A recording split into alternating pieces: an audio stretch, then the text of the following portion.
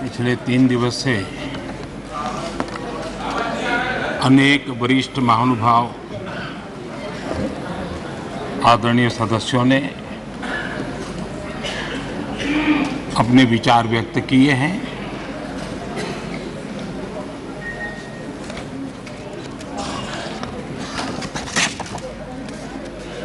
करीब सभी के विचार मुझ तक विस्तार से पहुंचे भी हैं। मैंने स्वयं भी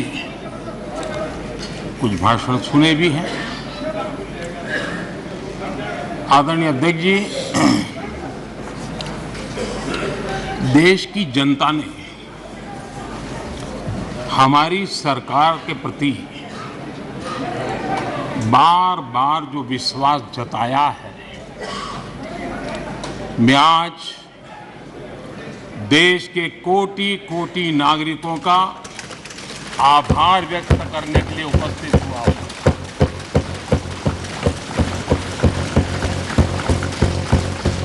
और अध्यक्ष जी कहते हैं भगवान बहुत दयालु है और भगवान की मर्जी होती है कि वो किसी न किसी के माध्यम से अपनी इच्छा की पूर्ति करता है, किसी न किसी को माध्यम बनाता है। मैं इसे भगवान का आशीर्वाद मानता हूं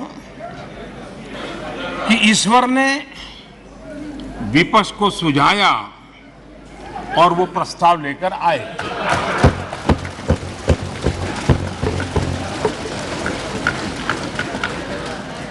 दो 2018 में भी ये ईश्वर का ही आदेश था, जब विपक्ष के मेरे साथी अविश्वास प्रस्ताव लेकर के आए थे। उस समय भी मैंने कहा था कि अविश्वास प्रस्ताव हमारी सरकार का फ्लोर टेस्ट नहीं है। मैंने उस दिन कहा था, बल्कि ये उन्हीं का फ्लोर टेस्ट है। ये मैंने उस दिन भी कहा और हुआ भी वही। जब मतदान हुआ तो विपक्ष के पास जितने वोट थे उतने वोट भी वो जमा नहीं कर पाए थे।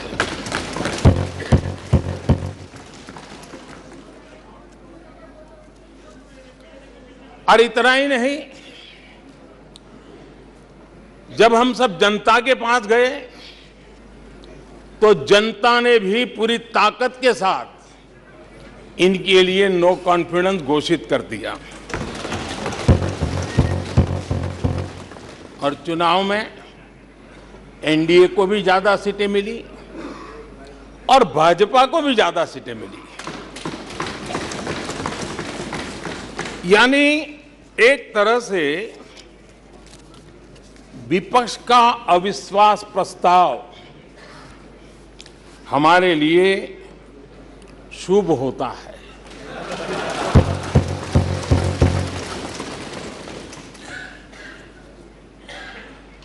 और मैं आज देख रहा हूं कि आपने तय कर लिया है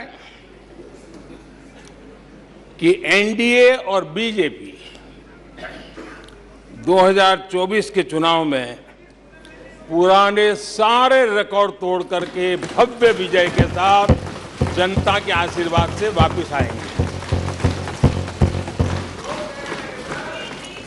आदरणीय अध्यक्ष जी, विपक्ष के प्रस्ताव पर यहां 3 दिनों से अलग अलग विषयों पर काफी चर्चा हुई है। अच्छा होता कि सत्र की शुरुआत के बाद से ही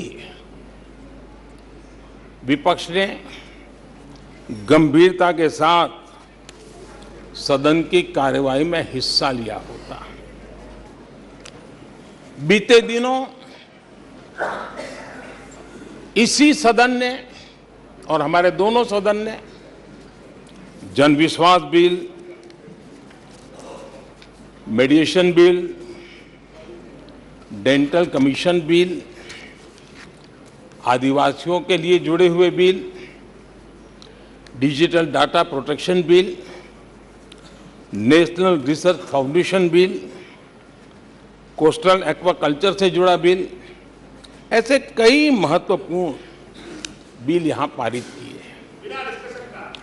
और ये ऐसे बिल थे जो हमारे फिशरमैन के हक के लिए थे,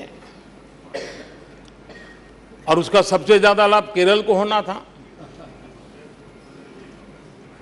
और केरल के सांसदों से ज्यादा अपेक्षा थी कि ऐसे बिल पर तो अच्छे ढंग से हिस्सा लेते, लेकिन राजनीति उन पर ऐसी हावी हो चुकी है कि उनको फिशरमैन की चिंता नहीं है। यहां नेशनल रिसर्च फाउंडेशन का बिल था, देश की युवा शक्ति के आशा आकांक्षाओं के लिए एक नई दिशा देने वाला बिल था। हिंदुस्तान को एक साइंस पावर के रूप में भारत कैसे उभरे, वैश्विक दीर्घदृष्टि के साथ सोचा गया था। उससे भी आपका इतराज। डिजिटल डाटा प्रोटेक्शन बिल, ये बिल अपने आप में देश के युवाओं के जज्बे में जिस बात आज प्रमुखता से है, उससे जुड़ा हुआ था। आने वाला समय टेक्नोलॉजी ड्रिवन है। आज डाटा को एक प्रकार से सेकंड ऑयल के रूप में, सेकंड गोल्ड के रूप में माना जाता है। उस पर कितनी गंभीर चर्चा की जरूरत थी, लेकिन राजनीति आपके लिए प्राथमिकता थी। कई ऐसे बिल थे जो गांव के लिए, गरीब के लिए, दलित के लिए, पिछड़ों के लिए, आदिवासी के लिए, उनके कल्याण की चर्चा करने के लिए थे, उनके भविष्य के साथ जुड़े हुए थे। लेकिन इसमें इन्हें कोई रुचि नहीं है। देश की जनता ने जिस काम के लिए उनको यहां भेजा है, उस जनता का भी विश्वासघात किया गया है।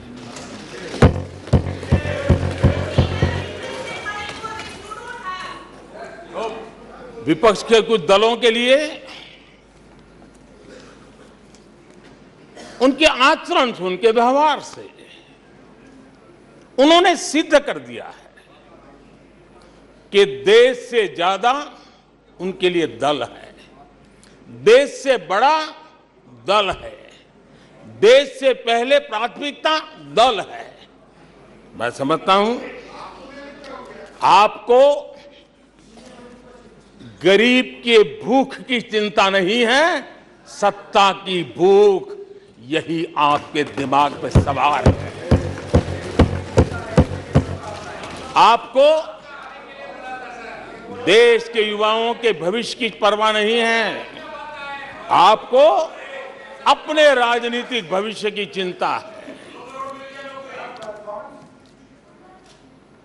और माननीय अध्यक्ष जी, आप झूठे एक दिन सदन चलने भी दिया, किस काम के लिए?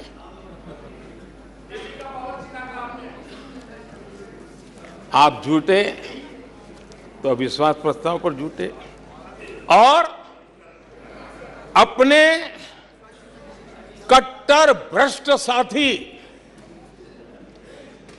उनकी शर्त पर मजबूर होकर के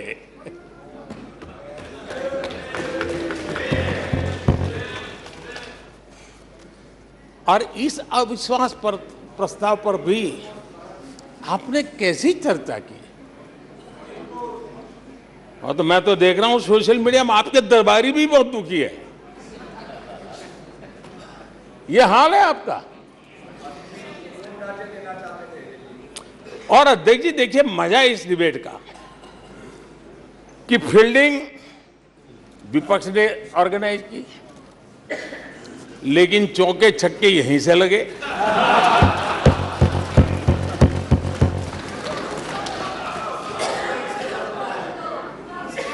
और विपक्ष नो कॉन्फिडेंस मोशन पे नो बॉल नो बॉल पर ही करते आगे चलता जा रहा है। इधर से सेंचुरी हो रही है, उधर से नो बॉल हो रहे हैं।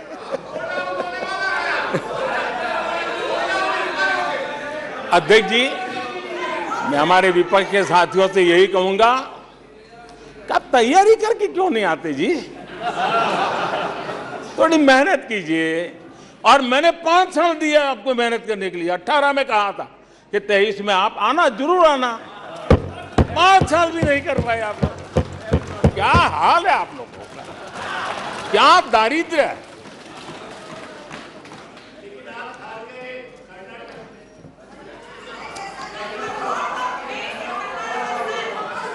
आदरणीय अध्यक्ष जी,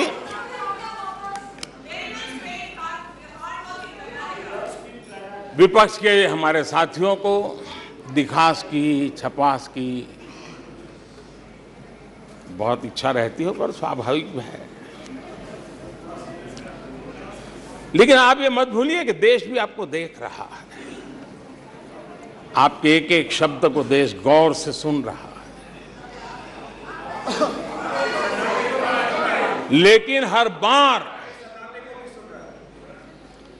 देश को आपने निराशा के सिवाय कुछ नहीं दिया है। और विपक्ष के रवैये पर भी मैं कहूंगा, जिनके खुद के बही खाते बिगड़े हुए हैं, जिनके बही खाते खुद के बिगड़े हुए हैं, वो भी हमसे हमारा हिसाब लिए फिरते हैं। माननीय अध्यक्ष जी, इस अविश्वास प्रस्ताव में कुछ चीजें तो ऐसी विचित्र नजर आई जो न पहले कभी सुना है, न देखा है, न कभी कल्पना की है। सबसे बड़े विपक्षी दल के नेता को बोलने की सूची में नाम ही नहीं था। और पिछले उदाहरण देखिए आप। 1999 में वाजपेयी सरकार के खिलाफ अविश्वास प्रस्ताव आया। शरद पवार साहब उस समय नेतृत्व कर रहे थे। उन्होंने डिबेट का नेतृत्व किया। 2003 में अटल जी की सरकार थी। सोनिया जी विपक्ष की नेता थी। उन्होंने लीड ली। उन्होंने विस्तार से अविश्वास प्रस्ताव रखा। 2018 में खड़गे जी थे विपक्ष के नेता। उन्होंने प्रोमिनेंटली विषय को आगे बढ़ाया। लेकिन इस बार अधीर बाबू को क्या हाल हो गया। उनकी पार्टी ने उन्हें बोलने का मौका नहीं दिया। ये तो कल अमित भाई ने बहुत जिम्मेवारी के साथ कहा कि भाई अच्छा नहीं लग रहा है, और आपकी उदारता थी कि उनका समय समाप्त हो गया था तो भी आपने उनको आज मौका दिया। लेकिन गुड़ का गोबर कैसे करना, उसमें ये माहिर है।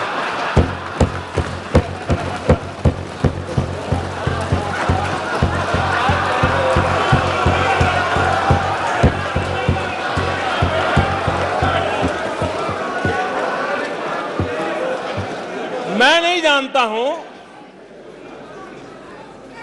कि आखिर आपकी मजबूरी क्या है। क्यों अधीर बाबू को दरकिनार कर दिया गया? पता नहीं कलकत्ता से कोई फोन आया हो।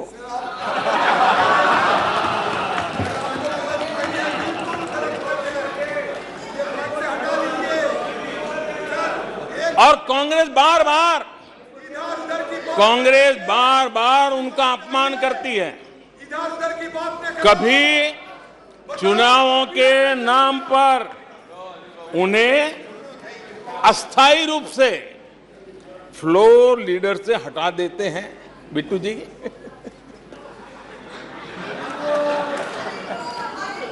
हम अधीर बाबू के प्रति अपनी पूरी संवेदना व्यक्त करते हैं।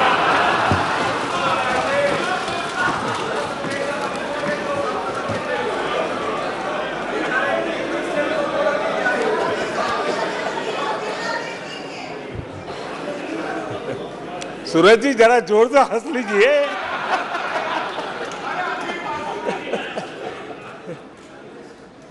आदरणीय अध्यक्ष जी, किसी भी देश के जीवन में, इतिहास में एक समय ऐसा आता है जब वो पुरानी बंदिशों को तोड़ करके एक नई ऊर्जा के साथ, नए उमंग के साथ, नए सपनों के साथ, नए संकल्प के साथ आगे बढ़ने के लिए कदम उठा लेता है। 21वीं सदी का ये कालखंड, और मैं बड़ी गंभीरता से इस पवित्र लोकतंत्र के मंदिर में बोल रहा हूं और लंबे अनुभव के बाद बोल रहा हूं कि ये कालखंड, सदी का ये वो कालखंड है जो भारत के लिए हर सपने सिद्ध करने का अवसर हमारे चरण पर। और हम सब ऐसे टाइम पीरियड में हैं, चाहे हम हैं, चाहे आप हैं, देश के कोटि कोटि जन है, ये टाइम पीरियड बहुत अहम है, बड़ा महत्वपूर्ण है बदलते हुए विश्व में। और मैं इन शब्दों को भी बड़े विश्वास से कहना चाहता हूं कि ये कालखंड जो घड़ेगा उसका प्रभाव इस देश पर आने वाले 1000 साल तक रहने वाला है। 140 करोड़ देशवासी।